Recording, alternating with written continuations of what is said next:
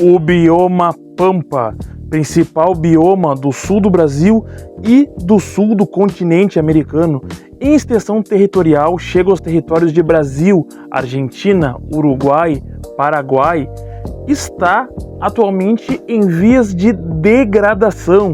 E com essa degradação, uma série de populações que tradicionalmente vivem nesse bioma passam por situações terríveis. É o caso de agricultores, pecuaristas de pequeno porte, comunidades indígenas, quilombolas, populações essas que são criadas através do Pampa. Tudo isso é mostrado no documentário Sobreviventes do Pampa. Excelente documentário, dirigido por Rogério Rodrigues, e que mostra toda a degradação que esse bioma vem sofrendo nos últimos 40 anos. E assim, gente, o bioma Pampa, veja bem, né? O Pampa gaúcho, a gente fala muito aqui, né? Mas isso é interessante porque a origem disso que a gente tem como gaúcho tem a ver realmente com o Pampa, né? Essa vamos dizer, entre aspas, simbiose entre populações indígenas, hispânicas, lusitanas, africanas. Tudo isso se dá nesse território do Pampa, claro que com suas relações de dominação e resistência, ninguém aqui é inocente, né?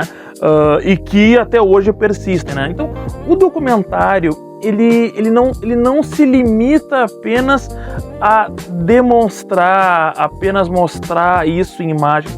Na verdade, ele faz digamos assim, uma espécie de um olhar cultural, um olhar histórico, sociológico, mas não é sociológico, ele é mais formativo, mas também é pessoal. Porque tem muitas entrevistas com pessoas ali, né? E que isso mescla, claro, com imagens do Pampa, aquelas tradicionais imagens aéreas de drone, mas também imagens ao nível de solo, com câmera, que mostram a extensão desse Pampa, mas entrevistas com pessoas que vêm de famílias que estão há muito tempo. Então ele entrevista lá assentamentos do movimento sem terra, comunidades indígenas, ele vai em aldeia indígena, ele vai em diferentes lugares do Rio Grande do Sul.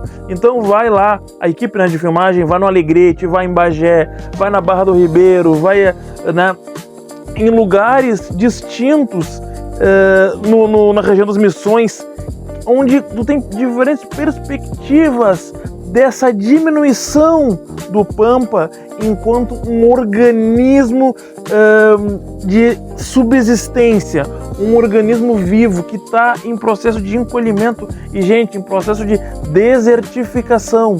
Nós chegamos nesse nível terrível. Inclusive, eu não vou aqui dar spoiler, mas o final do documentário, o documentário termina com o Pampa sendo desertificado.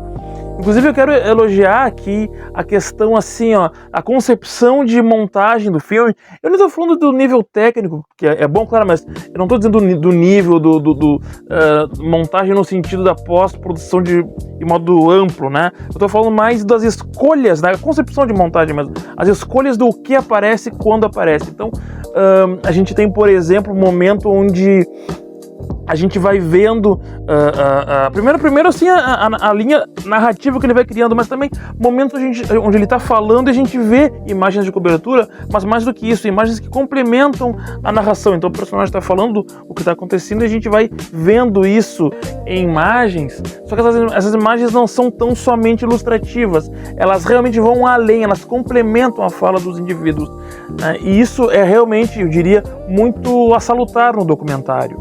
Tem um momento, por exemplo, que é muito rico, onde a gente está vendo como a mecanização ajuda, aliás, contribui, atrapalha, né, no processo de desgaste do solo.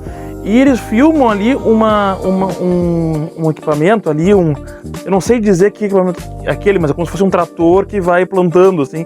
E eles fazem assim a montagem de maneira a que o movimento daquela máquina ficar picotado, então a máquina vai se mexendo assim, né?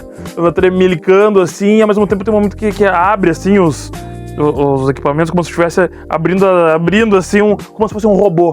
A maneira como montaram parecia um robô, né? Então, isso tem muito a ver, achei muito bom no sentido de mostrar aquela situação, aquela realidade ali de uma maneira estética, né? Estetizando a questão, estetizando o problema. Isso é muito rico. Assim como a própria concepção de fotografia, né? Eu achei muito interessante porque tem momentos que a gente vê, por exemplo, as entrevistas, o sujeito, ele tá longe da câmera, né? A gente vê um entrevistado e o entrevistador bem longe, então, claro, eles colocam um lapela, né? Eu sempre vejo, eu sou cineasta também, né, gente? Eu vejo como foi feito tecnicamente, fico olhando já, pincelando ali, né? Então, o sujeito tá longe da câmera, o entrevistado e o entrevistador, e a gente vê os dois de longe, assim, então, isso não é o mais comum, né, em documentários. E tem entrevistas muito boas, né? Tem o tal Golim, que é um historiador da UPF, que ele é muito qualificado, ele é um historiador de história gaúcha e realmente um cara que bate muito em algumas questões, né, assim, digamos assim, de um nativismo um pouco, ele até chama de caduco, ele fala no documentário, e assim, uma espécie de uma falsa tradição, mas como que isso se dá no dia a dia, né? Ao mesmo tempo, a gente vai vendo ali, por exemplo, tem o Neto Fagundes e um outro irmão dele, da família Fagundes, agora me esqueci o nome, fugiu o nome, mas que também falam de uma perspectiva de como que as famílias deles foram se transformando ao longo foram vendo, né, essas transformações no Pampa, como isso vai modificando eles, né? Então até inclusive tem uma parte que eles fazem uma pequena apresentação musical. Eu adoro, né? Eu gosto muito da música, né, dos Fagundes. E foi muito boa, muito bonito, assim, até porque a maneira como foi filmado foi muito interessante, com o sol vindo atrás deles, né? Então a gente vê aquele final de tarde, aquela iluminação clássica do fim de tarde ali, da hora mágica, mas ao mesmo tempo os personagens silhuetados, então a gente vê a silhueta deles tocando e aquele crepúsculo ao fundo, eu achei lindíssimo, né? E além de entrevistas com quilombolas, indígenas, pessoas que estão ali há muito tempo naquele solo, ele também chega ali mais ou menos um pouco antes da metade do filme, chega um terço por ali, ele entra na questão dos fazendeiros, né, assim, das grandes propriedades, sindicatos rurais, ele tem entrevista, assim, alguns donos de propriedades, né, eu achei isso muito interessante, porque dá um olhar mais objetivo, né, e ele não faz isso de maneira, assim, maniqueísta, né, bonzinho, malvadinho, não, ele mostra objetivamente, né? E aí a gente, claro que eles colocam o ponto deles, de que se não fosse mecanizar, por exemplo, a estrutura, ia ter que queimar muito diesel, se não fosse usar veneno, na verdade, ia ter que queimar mais diesel do que eles já queimam, ia poluir mais ainda o ambiente, então tem diversas coisas que a gente pode ir pincelando ali, mas assim, tem um momento, por exemplo, que o proprietário rural fala, a gente degradou muito solo, mas agora deu, né? Agora acabou, vamos parar com isso aí e tal. Enfim, mas são visões distintas, mas que são colocadas em uma linha narrativa que a gente vai entendendo o problema, entendendo que diversas comunidades são, sim, filhas do Pampa. Uma coisa importante é que mais da metade do Rio Grande do Sul é coberta pelo Pampa. Essa cobertura vem caindo muito nas últimas décadas, muito. Isso é, sim, muito, muito preocupante. Gente, nós todos, querendo ou não, estamos num ecossistema amplo, maior, e que tudo tem repercussão, né? Porque senão, aí a gente vai ter que lembrar aqui a grande música dos Engenheiros do Havaí, né?